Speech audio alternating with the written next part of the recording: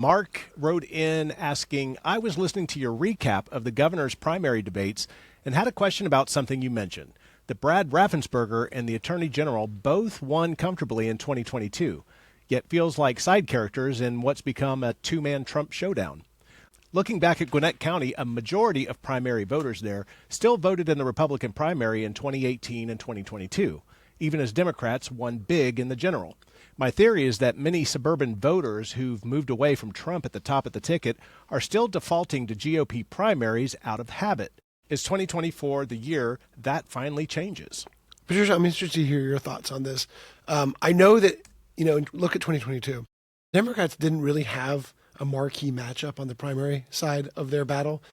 Warnock, Abrams, they were both always going to be the nominees for their parties for senator and governor.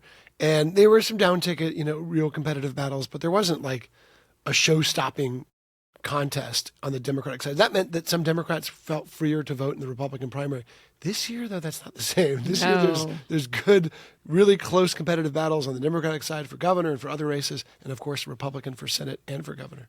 Yeah, every election cycle in Georgia, because the news is moving so fast, feels like a full reset. Also, because this is just such a dynamic state politically, people's party affiliations are changing.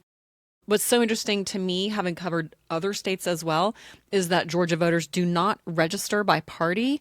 And so any Georgia voter can pull any primary ballot that they want, as you mentioned.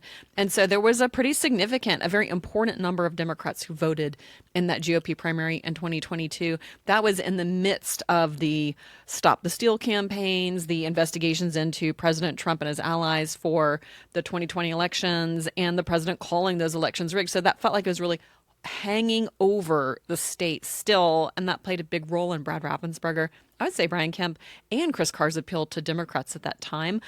Now, fast forward, we have this, as Mark mentioned, a two-man Republican showdown that is a pro-Trump showdown. Well, back in 2022, President Trump did play a role in the primaries, but he endorsed against both of those guys, Raffensperger and Carr. So once they got to the general, they were widely supported by Republicans, but it was a dogfight for both of them to get out of their primaries.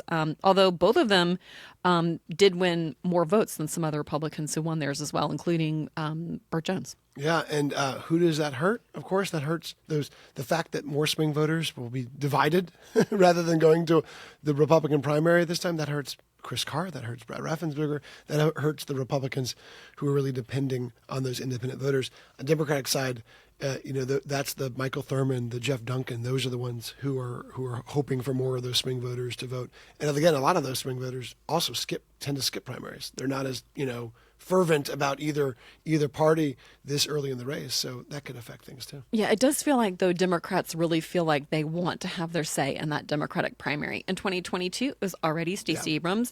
Now you have Keisha Lance Bottoms, you have Michael Thurmond, Jeff Duncan. I mean, there are a lot of names that pop off that ballot, and Democrats are having strong feelings, all the feels about this primary coming up. So I think the Democrats already are having a large showing in the primary, according to early voting tallies, and they will continue to show up in a big way to influence the outcome of that governor's race.